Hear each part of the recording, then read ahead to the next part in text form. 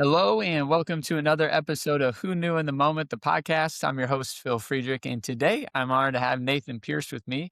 Nathan is the founder and CEO of Pierce Bespoke Clothing. And one of the things I think you're going to hear in his journey today is when you keep opening doors, it leads to the next opportunity. And if you're willing to step into it, it can have great success. So, Nathan, thanks so much for being on today, my man. Appreciate you, man. Looking forward to it. Yes. So to start your journey, as a youngster, you had an entrepreneurial mind. Now, whether or not that came from parents, I don't know. You'll tell me. But you started to rent out your locker in the early years to make some money, and it wasn't something you're using anyway. So hey, why not make a couple bucks? So talk a little bit about where the idea came from, and what that looked like as a young guy. Yeah, man. So I got some prime real estate when I was in middle school, and everybody wanted those top lockers. Nobody wanted to crouch down and put stuff inside the bottom lockers. And I was like, you know what? I don't really carry books around anyway. I don't really need this top locker. We might as well make some money on it. So decided to rent out the locker and had a taller kid on the basketball team that ended up paying me like 30 bucks a month for this top locker. And he had a bottom locker. So we swapped it out, made some money, and everybody was happy. I love it. So where did that, mindset come from? I mean, did you grow up in a business household? Was that just something that intuitively you're like, well, if I can make money and it's not something I really care about, I'll do it. Tell a little bit about the Yeah. background. So both of my parents are business owners, Okay. entrepreneurs. My dad's in the auction business in Birmingham, Alabama. My mom is incredible. She also owns her own computer software company in Birmingham, Alabama. And two entrepreneurial parents that taught us really young the value and work ethic and how to work hard and making sure that you're doing things the right way and you're working hard while you're doing it, Yeah. and you can make a really good living if you put the work in. So two entrepreneurial parents, man. How can you not have an entrepreneurial mindset when you're around it day in and day out? Absolutely. So that was the beginning to entrepreneurship for you, but not too far down the road. We'll say a true business is formed, not just a rental on a locker. But around 20 years old, with a couple $1,000s, you start into a t-shirt making company. And so talk a little bit about getting into the t-shirt making world, and I believe you had a partner at that time. So what inspired the two of you to get off and run it? Yeah, so I was actually in college at Millsaps in Jackson, Mississippi.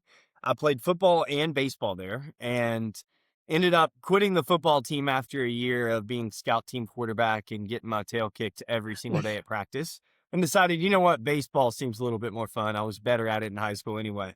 So I made the swap Yeah. to baseball, and a guy that was in my fraternity and on my baseball team and I, we didn't play a lot, but we would always, shoot the crap in the locker room and on the bench during the baseball games. And we were both pitchers.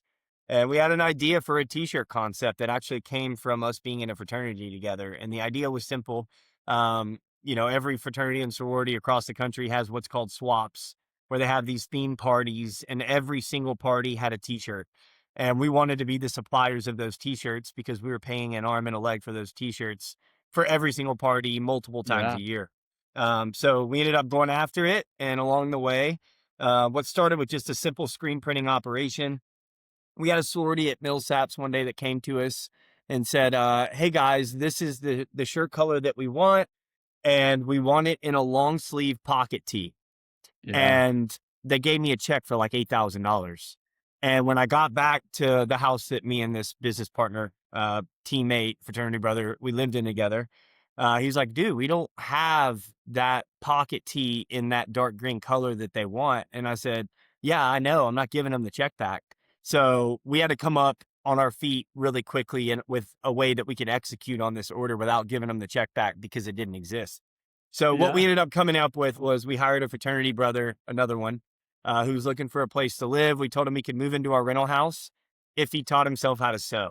And the idea was we could order some triple XLs in this green shirt, and that he would cut the fabric up and turn them into pockets. And then he would sew those pockets onto the t-shirts. And we executed on the order. But what was funny about that story is while he's doing all this work, we're getting the shirts, he's cutting the fabric, he's turning them into pockets. We were like, well, dude, if we're going to be doing all the work and putting pockets on these t-shirts, we might as well have some fun with it and make it like a cool concept where people can rotate pocket tees. So that's Yeah. what we launched, and ended up selling my bass boat. My business partner, my fraternity brother, put in 2 grand. I sold my bass boat for 2 grand. We had 4 grand total, and we launched this pocket t-shirt company. And within the first year, we did 1.8 million in sales online. It's amazing. Now, something I want to highlight just in that comment, I think for so many, entrepreneurial stories and businesses, there's that moment in time where you say yes to something that you've never accomplished before, or you've never done before, but the mindset isn't, "Oh my gosh, what the heck are we gonna do?" It's, "I'm just gonna figure out a way to do it." So, talk a little bit about that. I mean, sure, it's a risk, right? Like, I've never done it before, and I'm saying I can do something. Well, if you can't, you're gonna have some egg on your face, but if you can, think about the great opportunities. So talk a bit about that for you. Yeah. So, I mean, I think even to this day, I'm a yes man. If Yeah, opportunities present themselves, I'm typically the guy that goes, I could see where this is headed if I can figure it out. And by the way, yeah, most of the time, I can figure it out. It's yeah, not that hard. I think what people run into trouble is, they get scared. yeah, Fear is what prohibits them from jumping headfirst into potential opportunity and wins and successes. And I credit it to being in an entrepreneurial household. you're right. You When there's opportunity, you jump and you figure it out. And I think the people that make it the furthest in life say yes the most. And look, you don't always win when you get presented with the opportunities. Sometimes you get a little embarrassed, but who cares? Like at the end of the day, I'll tell you this. In that moment, I remember the moment that we knew this thing was going to be big. And it Yeah, was like a light bulb moment of us going, we could put contrasting pockets on these t-shirts and go after the same market and sell high-end t-shirts. And I knew by targeting, and we both knew, by targeting these SEC schools and ACC schools and just allowing collegiate combinations, it was going to take off. And then we built yeah, the website, had a way for it to take off. But my thought process from the very beginning of that first company that I ever launched was, I'm swinging for the fences because who cares if it doesn't work out right now? We're going to learn a lot, and we're going to take that knowledge and we'll spin it into whatever's next. But right now we have no kids, we have no wife, we have no overhead, we have no responsibilities. Swing for yeah. the fences. And we did, and it ended up working out really well. Now, as you mentioned, the sales start rolling in, profitability, and there becomes an opportunity as you're growing and expanding to take over a space that LL Bean had been in. So I think for a lot of people, they might hear, "Oh, well, there's not a lot of overhead at this point, right? It's, a few guys, no families that they have to pay, so minimal." But then you decide to make a big purchase, and that instantly adds significant overhead and a need for extra profitability. So talk a little about the business opportunity and the decision to go into the real estate space. Yeah. So what started on the production side was my business partner and I, as we started selling $1.8 million a year in revenue in t-shirts, we needed a way to make the t-shirts. And Yeah, what started was we found a bunch of old ladies on Craigslist. And the reason we found them on Craigslist was because we didn't have to pay them very much. They already had sewing machines and they already knew right. how to sew. So we literally wrangled up from ads on Craigslist a bunch of old ladies, and then we rented an apartment complex above our apartment where we lived. And we bought a conference table from the thrift store. We moved it in. And then every single morning at 8 a.m., these 5, 6 old ladies would show up, sit around the conference table, and all day long, we outgrew our fraternity brother, right? Like Yeah, sales were pouring in. So we had to scale. And the only way to scale was these ladies on Craigslist. And they would sit around the conference table, sew pocket tees all day long. Christmas, Black Friday, and Christmas happened. And we knew it was coming months beforehand. Our sales were already just skyrocketing. Our delivery time, just to give you perspective, if you ordered a t shirt from us, it would have taken 2 months before you got this order. And they wow. were $60 a piece. I mean, they weren't cheap, but Yeah, the demand is what skyrocketed it because it took so long to get it. People were ordering 5 at a time yep, and hedging their bets. So we outgrew the old ladies on Craigslist, and it was time to prepare for Black Friday, Cyber Monday, knowing that scales were going to climb big time. And we were on Google. We're trying to plan the next phase of growth, and we found this company on like the 50th page of Google where manufacturing used to be done in South Mississippi by LLB. And this article was like 35 years old. So we're Yeah. going, there's no way this place is still open.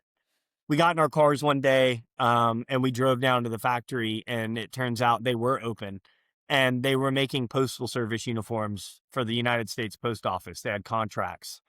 And we went in and we negotiated a deal for them to take over our pocket t-shirt production. And we didn't have a lot of options, right? Like Yeah, we yeah, wanted to keep it in the US. We yeah. wanted to create jobs in the US with our fast growing company. We also wanted to make sure we could control the quality control supply chain and make sure things were getting made to our quality standards and we could have our hands in it. But like it wasn't hard to sew pocket tees so that we knew we could produce it here in the USA. And that's how we ended up finding the factory that we ended up partnering with. It was like the 50th page of Google. Amazing. So as you're venturing into this and you're growing, pocket tees are one thing, and then you realize, well, since we've, you know, gotten a good hold on this, maybe we should look at polos, and then eventually more on the button-down shirt side. But along the way in there, there becomes an opportunity to present and be on one of the greatest entrepreneurial shows in mankind, Shark Tank. So talk a bit about the, kind of progression through the shirts, but then also the, Shark Tank opportunity for you guys. Yeah, so Black Friday, Cyber Monday, it was humongous. I mean, we did hundreds of thousands of dollars in sales in 2 days. Um, and then we had to ramp up on production with the factory and make sure we had everything that we needed to make it happen. Yeah. Year 2 was approaching, our sales were still climbing, and we started getting knocked off by a lot of competitors at this point. Like brands were popping up, seeing our success with pocket tees, started knocking it off. And our thought was, if we go on Shark Tank, we're the original. Yeah. Shark Tank was the hottest thing on TV then, by far. And we Yeah. knew that if we could get the publicity, everyone would know that we're the original and we could get the viewers. And our theory was, even if we didn't get on the show, we will cock block anybody else that was knocking us off from being able to go on the show because at least in our presentation, they would know we're the original.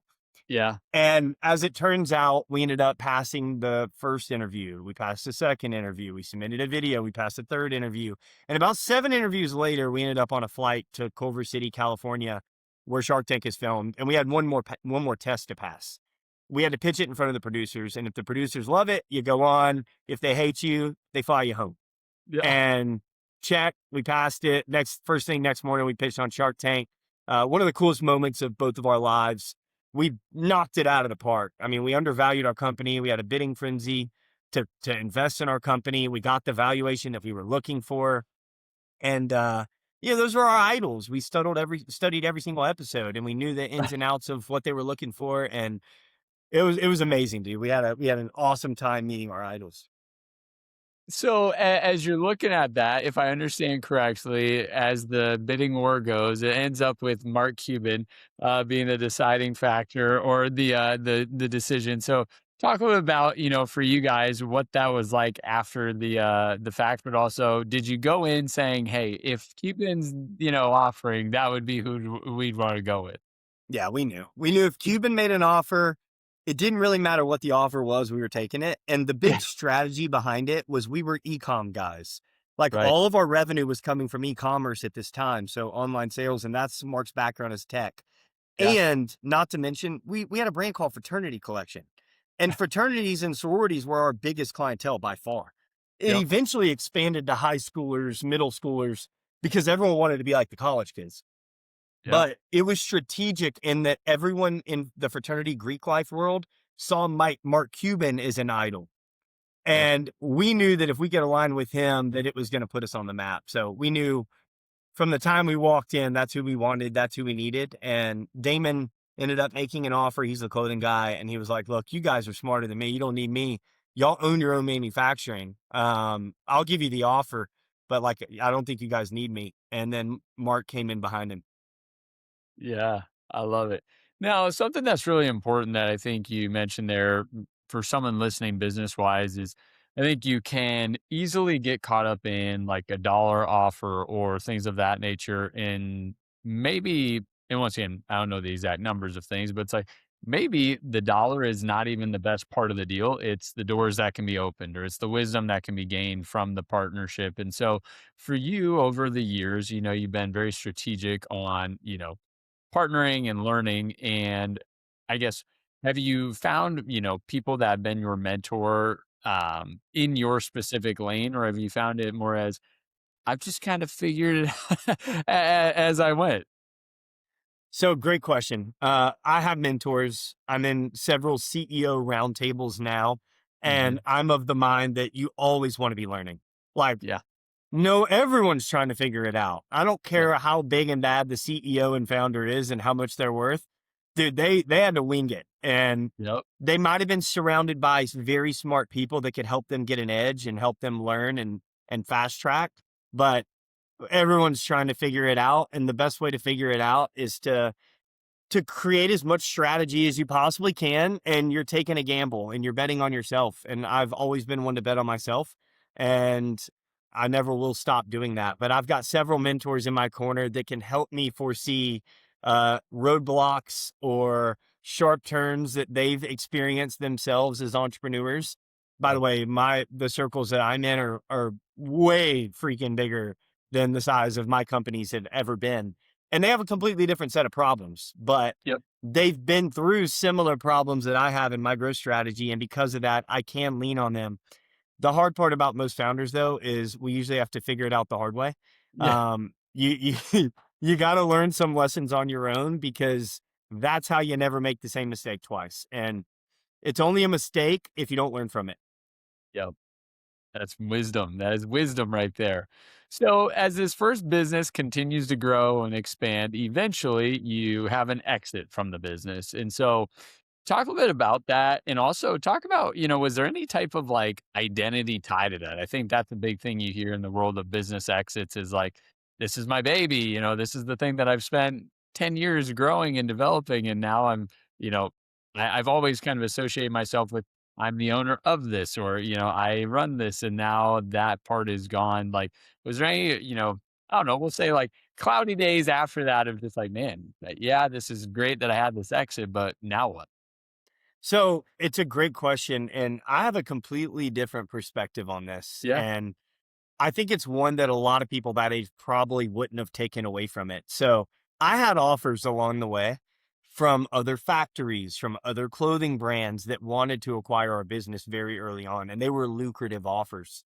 One thing I kept running into over and over again was I had to stay with the business.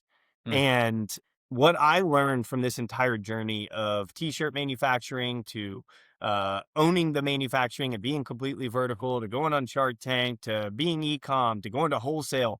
I learned what most people don't learn in a lifetime in a matter of 5 or 6 years. Yeah. Um, and it's because we just kept improving and opening new doors and trying new things. But my takeaway was, by the way, I didn't have some massive exit. I had massive offers.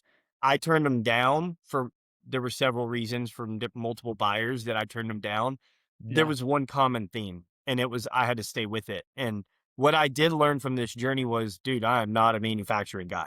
I Yeah. freaking hate manufacturing. And the idea of me being a marketing and sales guy that loves to build stuff, being trapped in a metal warehouse, not that it would do, the conditions were great. We had air conditioning and it Yeah. was, but it's a manufacturing facility. And like, Yeah. I felt like I was a caged animal trapped inside this manufacturing plant, and I wanted to go build the next thing. So after multiple offers of where everyone wanted me involved in the manufacturing company, I ended up basically giving the company away. Like, I didn't have some lucrative exit. I sold for what I could get out of it. And then I was ready for the next phase of my life. I was ready to go build Yeah. something new. So I sold it. I basically walked away, and then I moved on to the next thing. And I took all that knowledge and all that experience that I had from those years of building and took it to the next piece of my journey. And so the next piece of your journey, there's two things we have to highlight. One is a conversation you had with like an 80-year-old salesman for you, or employee of yours that you had contracted with. And then the second is move to Baton Rouge for a special somebody. So talk a little bit about those two important pieces of your life and connections there. Yeah. So when I sold the factory, And you touched on this earlier. We started with t-shirts. I had an old lady, one of my sewers, come up to me one day and she goes, we used to make the polos for LL Bean. And I was like, I didn't know that. So I ended up buying all the equipment. She already knew how to make them. The team already knew how to make them. And we bought the equipment, moved it in, and we started making polos. And then she came up to me one day and she goes, we used to make the flannel dress shirts for LL Bean. And I was like, nope, didn't know that. So I bought the equipment. We moved it out right next to the polo line, right next to the t-shirt line. We opened up a men's dress shirt line. So we Okay. just kept leveling up, and I built new brands off of the factory, and then we scaled those, and then we opened up the world of wholesale. So we were in about 1,000 retail stores across the country, big box stores like Dillard's and Belk. Then we did mom and pop stores all over the United States. And when I sold out of that company, one of my clients was this master tailor from New York City, and he called me and he goes, "Mr. Pierce, I heard you sold your factory." And I said, "I did." And he said, "What are you going to do next? I used to be one of your retailers, and I used to buy your shirts from the factory and pair them with my suits." And I said, "I'm going to start another clothing brand." And he goes, "You should get into the suiting business." I said, "Man, you're nuts. I don't know anything about suits. I'm not getting into the suiting business." And he said, "I'll teach it to you if you want to learn it. I'm a Wow. traveling tailor. I travel the country. You can come ride with me and see how it works." So I did. I spent 3 months on the road with this, old school tailor who was like 80 years old. And we would go appointment to appointment. We would dress up. He made me some custom clothing. I would watch him go in with his fabric books and he would lay them out and he'd guide people through the custom clothes buying process and help style them. And he would collect the order and then he'd go back to New York and he'd make the order. And then a few weeks later, he'd go back on the road and he'd deliver them all and make sure they fit people the right way. Yeah. And I freaking fell in love. I was like, this is the coolest business. I felt confident. I was in custom clothes. This guy had no stress, no Yeah. employees. It was a business in a trunk in his briefcase. And he would just show up, sell people. They'd pay him up front. He'd go make it, then he'd go back and deliver it. And I thought it was the coolest business I'd ever seen. So ended up moving to Baton Rouge from my now wife. We have 2 kids. And when I got back from this trip, I told my wife if we could sell suits in the swamps of Louisiana, anybody could sell suits anywhere and I could teach them how to do it. And that's how I launched it in Baton Rouge, started selling suits, hanging out at places of wealth, cigar Yeah. lounges, whiskey lounges, happy hours, country clubs. And everywhere I went, people would compliment me on my custom clothing that I had on and they'd ask me where Yeah. I got it. I'd tell them I made it and we'd set up an appointment and I would sling custom suits to them left and right. So, talking about, that journey, obviously you have connections in the manufacturing world, but how did you even get started with saying, "Hey, these are my, 50 different styles, or these are my 100 different styles that I'm going to begin with." And, whether it's finding somebody that was making it for you, like the gentleman in New York, or if you were going, I know previously you'd wanted to stay in the United States for production. Did you end up going international? Talk a little bit about that. Yeah. So I ran into a few issues when I owned my factory. Yeah. The first issue was capacity. Hmm. I outsold the capacity years in advance. There was no one else to hire. And I Yeah. knew that if I was going to scale my next company, I had to make sure that we had plenty of capacity and there were never going to be any bottlenecks. Yeah. So it was one of the issues I had. The other issue I had was equipment. When a piece of equipment, a buttonhole machine or a button sew machine would break down, or pocket setter would break down, there were only a handful of mechanics that could fix it. And when NAFTA came in, a lot of these jobs went overseas. A lot of the mechanics went with it, where they moved on to different industries. So we had bottlenecks with equipment breaking, no one to fix it, no parts. Parts were overseas. We had to wait for them to come in, and it would just kill our production line. If I were going to scale and build a company that, could have thousands of employees eventually, then it needed to be on the backs of people that didn't have capacity problems. Mm. So I moved my production overseas. We have 7 tailor shop partnerships around the world. And I wanted to focus on what I was good at. So even the old man tailor, he had lots of production delays Yeah. because he was selling onesies and twosies. And I'm a big picture guy. Selling onesies and twosies wasn't going to cut it for me. So I knew I had to get tailor shop partnerships that were strategic, that could make sure that they were fast, they had great quality, and they were affordable so that eventually the margins would be great. My manufacturing years came with a lot of relationships from Yeah. fabric mills. So some of the oldest fabric mills in the world, I got those relationships from when I used to order fabric from my own manufacturing facility, and they plugged me into a lot of these tailor shop partnerships. So it all connected. The guy that taught me the business, the fabric mills that I ended up setting up relationships with, all of it was connected for my next venture. I love it. Now, as you are starting and you're getting into the world of suit sales, you're doing well, but your wife wants to go on a vacation, and so you say, "Yes, we will go on vacation." And about halfway into the vacation, you quickly realize there's one problem with vacationing as a solopreneur, and that is no one is out selling Nathan suits. So, talk about that, kind of realization, and then the thought process and the next steps after that. Yeah, we were killing it. I had no stress. We had a lot of money coming in, and I was fitting everybody: LSU football, baseball, basketball coaches, all the big wigs in town. And my wife was like, "It's time for a trip." And we go on this trip. And about day two, I don't know why I wasn't thinking ahead, but about day two, I'm like, "Oh crap, there's no money coming in. This is not a business. This is a job. And I got Yeah. to fix this." And what it became was building processes so that we could scale. Because in order for me to be able to go on vacation and still have money coming in, it needed to become a true business. And in order for it to be a business, I had to replicate myself. So Mm. what I did was I started as soon as I got back from that vacation. I was already on the vacation, putting steps in place so that I could scale. And it was processes. How do we train people how to do what I do every day, so that I don't have to work all day every day? Yeah. And went and poached a guy from Brooks Brothers and taught him how to measure, taught him how to sell, taught him my processes, taught him how to sell it, taught him Yeah. customer service.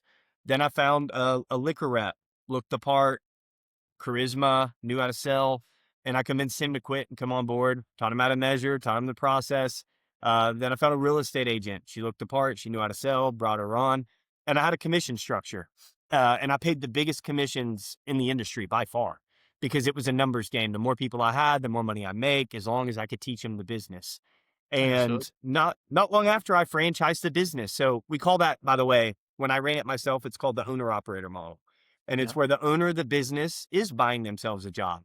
It's one where you can create your own freedom, work your own Yep. hours, and it's lucrative, but it's you're the salesman. And not Yep. everybody wants to manage people. Right. So we still have that franchise model available. The second model that I ended up building is called the semi absentee model. And even that model, we want you to start with measuring and selling so that you can teach sales reps, clothiers is what we call them, how to do the job. It's hard to Yeah. get respect from someone that works for you if you haven't done it yourself or if you don't know what you're talking about. So I built the semi absentee model, which is what we run today. And we've got both as a franchise system. So, talk about franchising the business. I mean, I think, that term can get thrown around and people are like, oh, that sounds amazing, right? Like other people are going to do the job and I'm just going to make money off of it. And that there might be some truth to that at some point. But for a lot of the people, it's the attractiveness for me instead of starting the business and not having Nathan's connections is I get to plug into your playbook, right? And I pay a fee for that, but I get to download the whole playbook day one. The flip side for you as the business owner is, well, I can only scale so much, right? And I only have so much time. Do I really want to travel across the country and do sales meetings in, Florida and then Louisiana, head up to New York for a week and spend time with that team? Or would I rather instill, a franchise model where, hey, I'm gonna deep download with you for 30 days, 60 days, but then really, you're running the operation and you've just paid me a fee to learn how to do it, or here's the blueprint. So talk a little about your steps in franchising and really what that looked like for you to start getting the name out there and begin franchising the business. Yeah, so I aligned myself with people that had done it. Yeah. I don't care what anybody says. There's shortcuts in business, and Yeah. a lot of times it's having strategic partners and aligning yourselves with the right people who have already done it successfully, Mm. so that you can expedite your growth. And I did that. The second thing that I did was I had to evaluate, is franchising the right way to go about this, and the reason I chose it was I could scale much faster through franchising than I could on my own, to your point earlier. Yeah. The second was the power of franchising is absolutely incredible. I loved that I could bring people in from all different walks of life, all different levels of experience that all have their individual strengths and plug them into a system where they're going to come up with things that I've never even thought of before. Yeah. And we still have a very open-minded corporate about ideas from our franchise owners who are having success and doing trunk shows with types of B2B partnerships that we've never even considered before. I had a guy call me the other day and he's like, man, I saw this giant sale come through and it was like a $20,000 trunk show. And I called the guy and I'm like, my God, man, how did you pull that off? And he goes, it was at a funeral home. And I was Yeah. like, what? We have this gigantic playbook and this guy tapped into a funeral home. And I'm like, we instantly rolled it out into the franchise system. And I'm like, hey guys, everyone's got funeral homes all over their territories. Go hit them up. Here's how this guy did it. That's the Yeah. power of franchising. And one of the things I love, the examples I love is at McDonald's, corporate didn't come up with the McFlurry, a Yeah. franchisee did. Mm. And that's the power in franchising is you get to lean on each other's experiences and their backgrounds and tap into their ideas. And it's allowed us to scale and get to the place where we are today. Absolutely. So I think, you've done such a great job of networking and making connections. And for anyone that's, running a business or just in life, right? It's such an important skill set to have because that's what opens doors to opportunities and who knows what the opportunity is going to turn into. So for you, as you've kind of scaled the business and, moved from, you know, uh, a custom t-shirt to, a custom suit, which has a much different demographic and price range on it. I think you've done a great job of that. And you said, hey, I tried to be where the potential clients would be. So I went to a cigar lounge or I went to a golf course, those things. Talk a little about, areas that you were going and strategic things you do to cultivate relationships quickly. Yeah. Um, we are a billboard everywhere we go. And by we, I mean me and my franchisees. Yeah. Even the clothiers that work for the franchisees. That's what I love about this business is if you look the part, number one, you just got to get in front of your clients and you're going to get compliments and then you can turn those compliments into revenue. And I did it early on. That's how I built the playbook. I would go to BNI, Chamber of Commerce, Rotary Club, Young Professionals, and I would surround myself with people of wealth that would be my clientele. And everywhere I went, they go, man, I love that jacket. Where'd you get it? And I say, I made it. And they'd say, you made that? And I'd say, yeah, what's your schedule like? I'd love to set up an appointment and walk you through what I did. But if I showed up in t-shirts and shorts and they asked me what I did and I told them I made custom clothing, it's not going to get me anywhere. And Yep. my joke is Farmer Joe could be the greatest salesman of all time. But if he showed up in overalls trying to sell custom clothing, he's not going to sell anything. Because the first thing that happens in this business is people look you up and down and they instantly decide, is this the style that I want to represent? Is this the kind of person that I want to buy from? So Yeah. that's phase one is networking, getting in Yeah. networking groups, meeting people, shaking hands, introducing yourself, crafting your elevator pitch. The second component is what we call B2B. And this is just like active outreach, prospecting.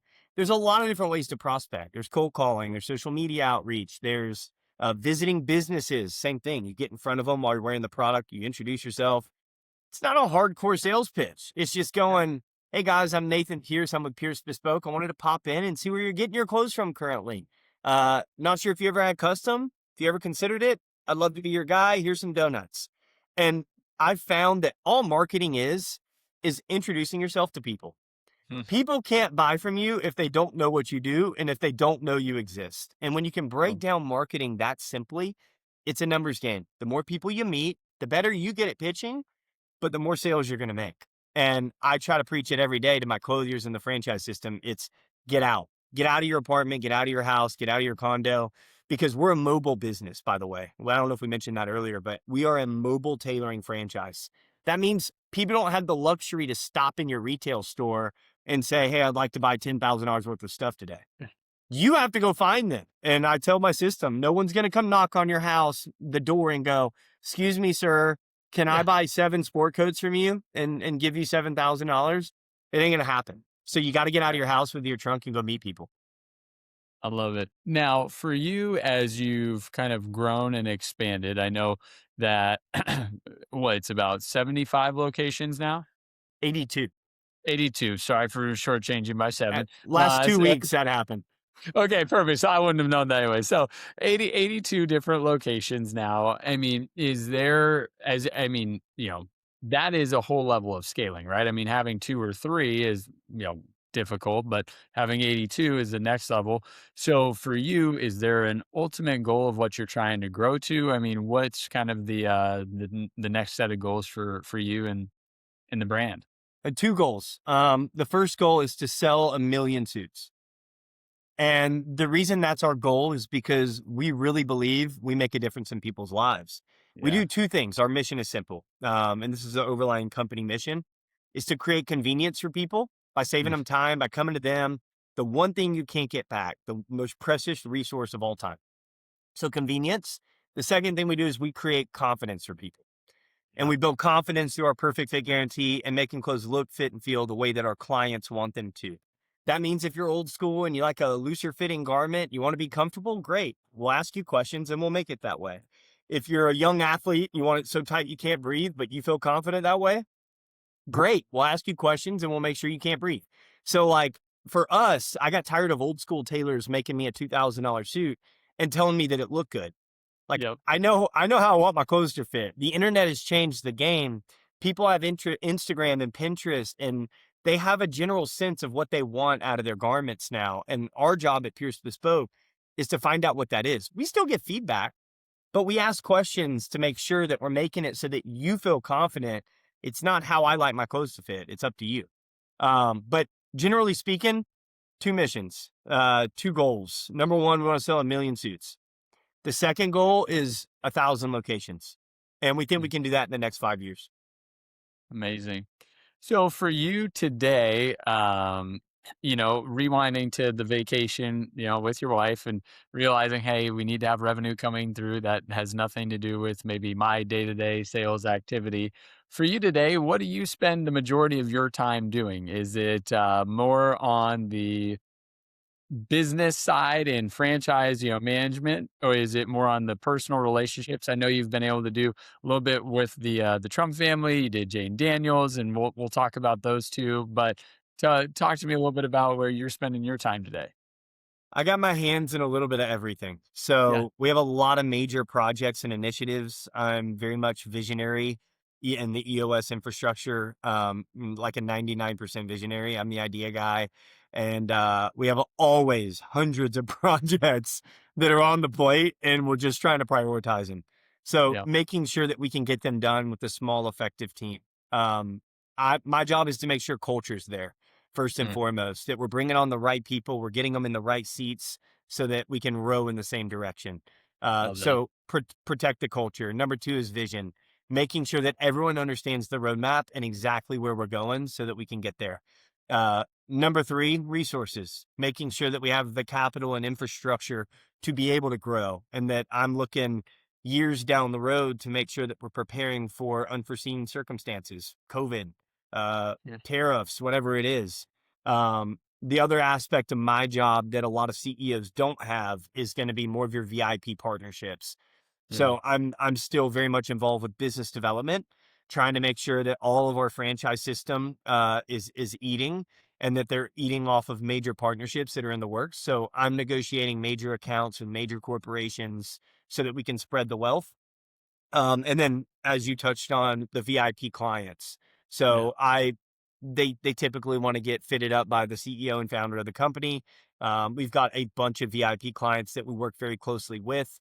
And a lot of times those VIP clients, you got one shot to prove yourself and you yeah. better make it count. And they become a lot of my friends too, making Mhm. sure that they plug me in, dude. This is a referral business for corporate just as much as it is for a clothier in one location. And in order for us to continue to grow, I protect those relationships. I make sure they're taken care of, and I make sure we're getting referrals and other celebrities and VIP clients from the first few. And I do that by taking care of them and giving them great customer service. Amazing. Now, as you look at the, you know, 82 different locations that you have today. I think you had said that the target is about 200,000 people in a geographic territory should give you ample amounts of opportunities for sales and clientele growth. As you're kind of growing that way, have you found certain areas of the country that the 82 have come from to start, or are you kind of all the way across all 50 states at this point? What does that look like? All the way across. So it's not all 50 states yet. Some are more convoluted. Dallas has several franchise owners. Bigger cities have more franchise owners because Yep. they're bigger population, and Yeah. our franchise is built off a population. But you know what's interesting is some of our most successful franchise locations have nothing to do with the size of the city. They have Mm, nothing to do with it being a major hub. It has yeah. everything to do with the owner Yep. and how hungry they are, how often they're out in the community, how many people they're meeting, and how good of managers they are. Um, I mean, I own multiple locations myself, and I don't think anybody would consider Baton Rouge, Louisiana to be a top location by any means, but it does go to show that it's less to do with the demographic of the territory and more to do with how well do you build teams and how well do you manage your teams. So I think that's what's so cool about our franchise is our customers are everywhere. There's plenty of space for new franchise locations. What I'm looking for is the right owner to run those locations. Amazing. Now, at this phase in it, do you still do like interviews with potential franchise, ease, or is that something that's been delegated amongst the team? What does that look like for you today? I no longer do the entire sales process, Okay. franchise development, but um, protecting culture, one of my top priorities. I'm still very much involved Yep. in a touch point with every single candidate before they buy the franchise. I meet them all. Amazing. Now, you've talked about, the franchise owner and then kind of different styles that a person can be, running there. Have you found, and once again, I know you said, hey, it kind of depends on amount you're out in the community, but have you found one to be more challenging for you to kind of help develop and grow? No, you know what's funny about franchising, dude? Like there is a little bit of a gamble that you take. Yeah. And I still get surprised by owners that come into the system and they have a sense of work ethic that it's hard to kind of get a feel for in an interview process. But the Yep. second they lock in and they get through training, they're crushing from day one. And I I try my best to trust my gut and get a feel for I know what I'm looking for, but Yep. some of the people that I thought were gonna be the best ended up not being. They're middle of the road, and some of the people that I never in a million years would have thought they'd be a top 5 franchise owner are in the top 5. So, Yeah. I think all of my CEO friends and founder friends that are in franchising will tell you the exact same thing. There Yep. are clues that you can look for, but sometimes people just surprise you, man. In both ways, right? Yeah, you're Yeah, like in an interview, you're like, "Gosh, this is gonna be a rock star," and rock then 6 star. months in, you go, What happened here?" And then Yes. vice versa, you're like, "Well, we might be taking a little bit of a shot here, but, Coin toss, we'll see what happens," and then and all then of a they're sudden, top it's 3. on the leaderboard, I yeah. know. It's crazy. Oh, amazing. Well, I'll end it with this then. Is there any one or two favorite stories that you have of people you've gotten to work with or connections that you've been able to make? And then second, your favorite suit that you have or that you've done for somebody. Story-wise, my god, man, I feel like I'm a 100-year-old man with the amount of stories that I could tell. I'm gonna go back to one that I don't think I tell very often on podcasts, and it's back to my childhood. So, I don't think many people know that I'm a licensed auctioneer, Okay. and With your I dad or your at dad's about business, right? Yeah. my dad told me when I was literally in middle school that I could be anything I wanted in life, but until then, I was gonna be an auctioneer for the family business. And when I was about 12 years old, my dad shipped me to Missouri to go to auction school for 2 weeks. And I got there and it was all full grown men and me Yeah. and my brother. I was 12, he was 13. And we literally had to pass this auction school and become auctioneers with all these adults.